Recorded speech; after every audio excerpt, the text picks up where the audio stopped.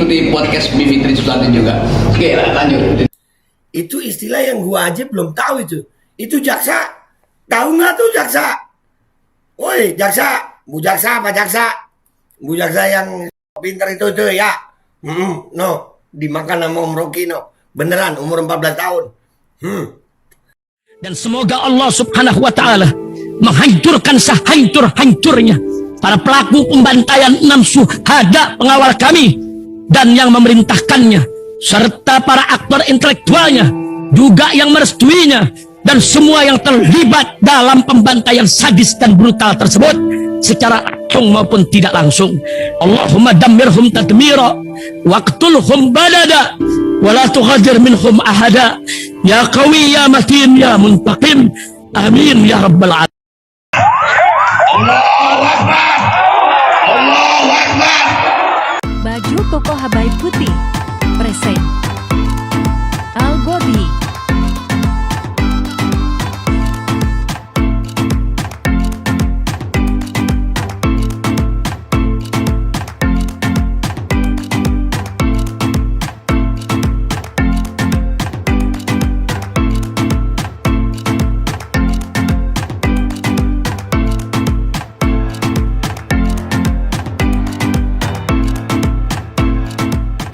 Assalamualaikum warahmatullahi wabarakatuh. Welcome back. Selamat datang lagi di channel Babe Aldo bersama gua Babe Aldo, YouTuber rakyat biasa yang berusaha untuk sehat, dan jangan lupa ngopi. Bismillahirrahmanirrahim. Alhamdulillahirabbil alamin. Shalatu wassalamu ala sayyidil mursalin sayyidina Muhammadin wa ala alihi washabihi ajmain. Rabbi shrah li sadri wa yassir li amri wa hlul 'uqdatam min lisani yafqahu qawli bi nabi wa ali. Salam revolusi akhlak, semangat revolusi akhlak. Semoga akhlak kita jadi lebih baik hari ini dibanding kemarin. Panjang umur, perjuangan, merdeka, Allahu Akbar. Salam sejahtera bagi seluruh rakyat Indonesia dimanapun kalian berada. Semoga kalian semuanya dalam keadaan sehat walafiat, tidak kurang suatu apapun. Dan mudah-mudahan kalau ada yang sakit dari kalian itu menjadi sakit penghapus dosa, menambah pahala, sakit yang insya Allah segera disehatkan oleh Allah SWT dalam sehat yang manfaat. Amin ya rabbal alamin. Oke guys, konten kita kali ini, kalian masih ingat gak Om Rocky bilang sama jaksa di persidangan ijazah palsu Jokowi dan Gus Nur? Yang kata Om Rocky sama jaksa ada dia ngobrol sama anak kecil umur 14 tahun, yang mana anak kecil itu kalau nggak salah moralnya lebih baik daripada jaksa. Ya, dan itu bukan cerita bohong guys, dan ini ada rekamannya dari channel Forum News Network ya, M. Hersubeno. Ya, kita udah pamit, dan ini ada cuplikannya wawancara perbincangan. Ini momen langka sih ya. Rocky Gerung berbicara dengan anak umur 14 tahun. Dan ini anak 14 tahun ini namanya Dinar kalau nggak salah. Dia bukan orang Solo, cuman dia sengaja datang ke Solo karena pengen ketemu sama Om Rocky, lalu memperbincangkan gundah gulananya dia, curhat galaunya dia dengan keadaan bangsa ini. Keren banget Dinar ini. Ya umur 14 tahun loh guys.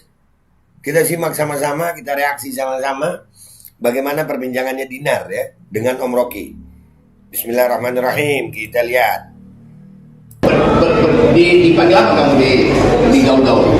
Dinar. Ya. Oke. Dinar punya keinginan untuk membaca Indonesia, membaca dunia melalui podcast. Kamu baca buku? Ya. Buku. So, begitu kamu baca buku dan kamu dengar podcast saya, kamu bikin perbandingan pasti kan tentang keadaan dan apa yang kamu inginkan supaya orang tahu bahwa kamu warga negara Indonesia berumur how old are you? 14 dan berupaya untuk jadi good citizen, warga negara yang baik. Dia mesti ikuti kehidupan publik, kehidupan politik. Your comment? Ya sebenarnya itu hal yang sangat penting ya untuk kita membincangkan hal seperti ini, karena memang karena memang kadang-kadang banyak orang yang menganggap ketika kita kritis, ketika kita memberikan opini kita itu hal yang tidak sopan atau hal yang sedikit melenceng gitu ya, terutama dengan keadaan otokratik legalisme dan kawan-kawannya itu kan ya kalau soal sesuai dengan hukum ya udah dianggap benar gitu loh. Kok kita mereka dianggapnya kok malah kita yang salah, kita yang begini. Betul lah, saya itu sebentar. Mau pakai istilah otokritik legalisme itu Kamu dapat dari mana istilah itu? Dari videonya Mbak Bivitri. Oh, Bibi ini ada seseorang yang terus mengikuti podcast Bivitri Susanti juga. Oke, lanjut. Itu istilah yang gua aja belum tahu itu. Itu jaksa. Tahu nggak tuh jaksa? Woi, jaksa. Bu jaksa apa jaksa? Bu jaksa yang pintar itu tuh ya. No, dimakan sama Om Rocky no. Beneran umur 14 tahun.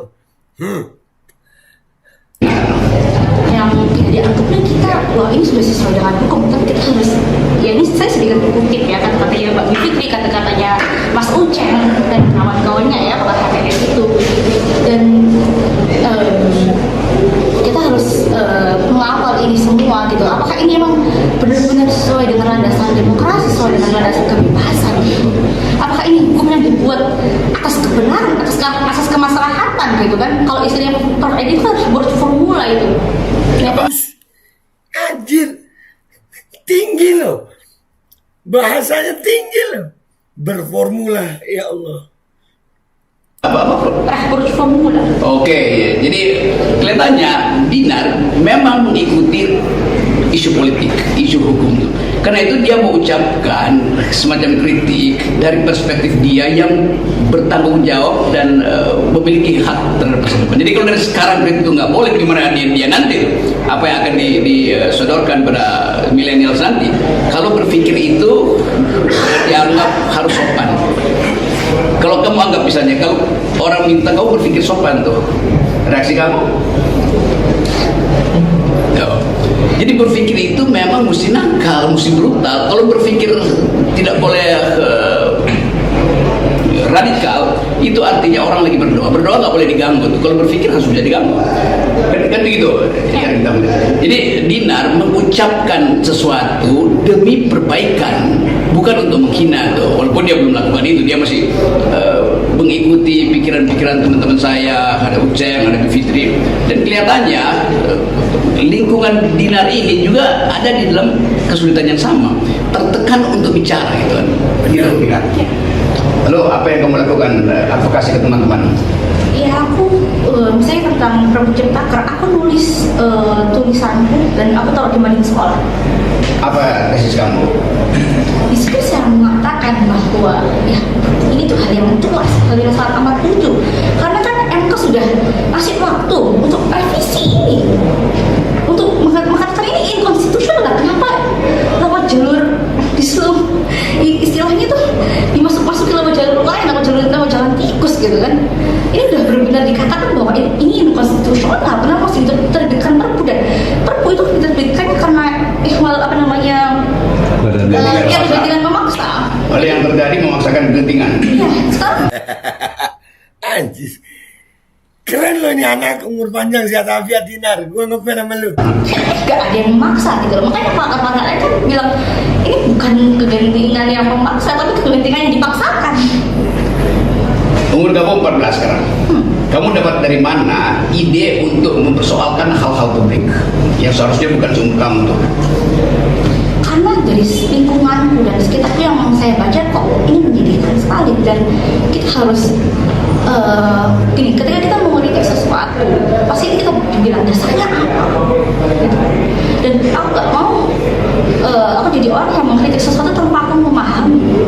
Jadi kamu riset dulu? Iya, tentang KUHP misalnya aku berusaha untuk membaca draftnya ya pas sebelum jadi itu, meskipun itu nggak selesai karena kan dalam bentuk kesalahan dan saya harus sekolah, jadi saya cuma baca beberapa awal-awalnya aja. Dia baca draft KUHP loh. Dia baca draft KUHP. Walaupun nggak semua karena harus sekolah. Ini jenius. Sekarang kamu di lingkungan kamu di sekolah, kamu diskusi dengan siapa? Teman diskusi kamu siapa? Guru. Beberapa guru saya yang berani, yang mau. Dan guru kamu provokasi kamu untuk terus berpikir kritis, atau kamu yang provokasi mereka? Ya mungkin apa yang provokasi mereka. Luar biasa. Oke, ini soal lainnya. Kamu perempuan, dan selalu dianggap bahwa perempuan itu tidak boleh terlalu banyak bicara dan tidak boleh terlalu berpikir. Dianggap perempuan itu apa namanya? Kalau perempuan berpikir itu bisa logikanya tidak lurus. Kalau perempuan bicara itu bikin kerusuhan aja.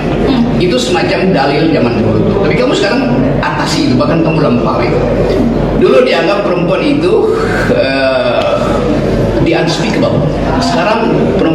the unstoppable. Sekarang kamu tidak bisa dihentikan lagi karena kamu udah masuk dalam wilayah di mana orang hanya boleh bertengkar dengan Dinar, mengutuk dia, mencaci dia, atau memperkarakan dia. Satu waktu misalnya kamu kena kasus hate speech karena terlalu kritis tuh, dan nggak mungkin dimasukin pengadilan karena kamu masih dalam anak. Tetapi orang akan kaget kenapa seorang anak bisa berpikir tentang hal yang seharusnya dipikirkan orang dewasa, nggak dipikirkan orang dewasa kan. Jadi hukum kita juga akan berubah nanti. Dinar, komentar. Berarti nggak kamu diadili nanti? Ya kenapa? Ya kalau mesti kita bener mah ya. Masih. Kenapa? Kenapa harus takut? Meskipun mungkin di akhirnya kita kalah, tapi seenggak-enggaknya kita tahu dalam hati kita yang terdalam, kita mengetahui bahwa kita benar. Dan mereka yang menang, jadi mereka yang berdaulat, mereka mengetahui bahwa mereka salah. Wih, ini sama seperti perkataan Socrates dulu itu. Hidup yang tidak pernah diperjuangkan tidak layak untuk dijalani.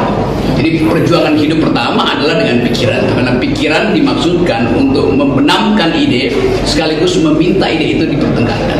Jadi ide harus dipertengkarkan. Jadi apa yang diucapkan oleh Dinar, teman-teman netizen, ada seorang perempuan muda, teman baik saya sekarang dia, karena dia satu frekuensi dengan saya, yaitu mengucapkan pikiran, dan mengucapkan pikiran itu bukan kejahatan.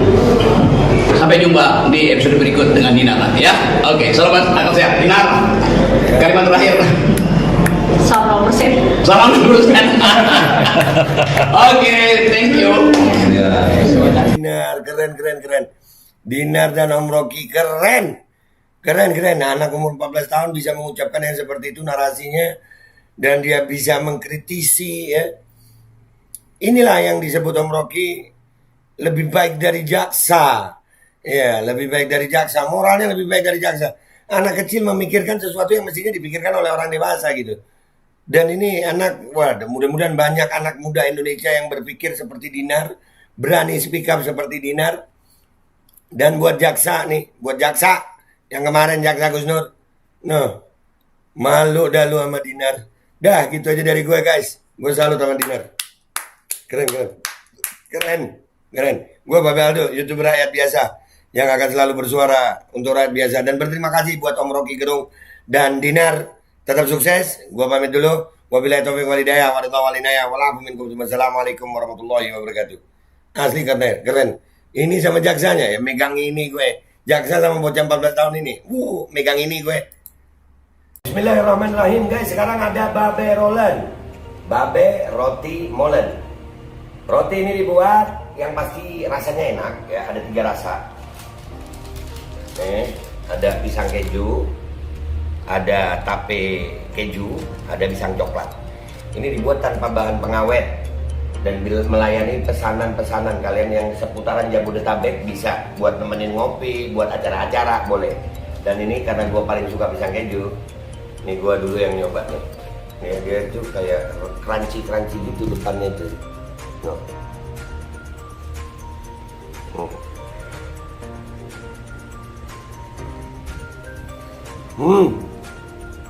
Tahu kerennya di depannya, terus di dalamnya empuk.